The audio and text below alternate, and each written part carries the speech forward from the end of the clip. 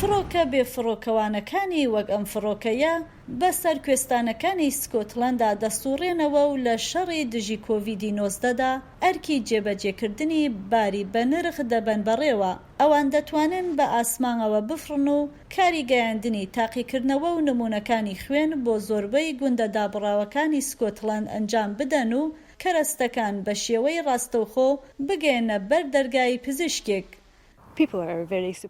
لە ڕاستیدا خەڵک زۆر پشتگیری ئەو کارە دەکەن. من پێم وایە ئەوان بەو شێوەیە دەیبینن کە هەر شتێک یارمەتی دەربێت و چاودێری نەخۆشەکان باشتر بکات، ئەوان لەگەڵ ئەو شتەدان.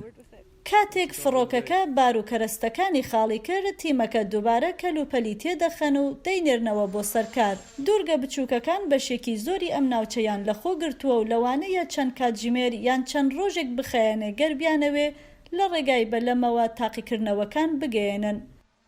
ئێوە دەتوانن لە ماوەی نیو کاتژمێردا لە دوورگەیەک لێرە شتەکاندا بگرن و ئێمەش دەتوانین لە ماوەی 2 کاتژمێردا ئەنجامەکە بنێرینەوە.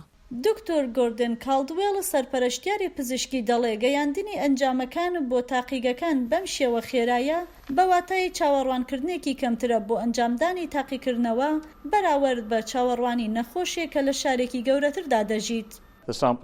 دەکرێت نمونەکان وەربگیرێن و بنێردرێنەوە بۆ ئەوبەر، تەنانەت ئێمە دەتوانین ئەنجامەکانمان پێش گەیشتنی نەخۆشەکە هەبێت.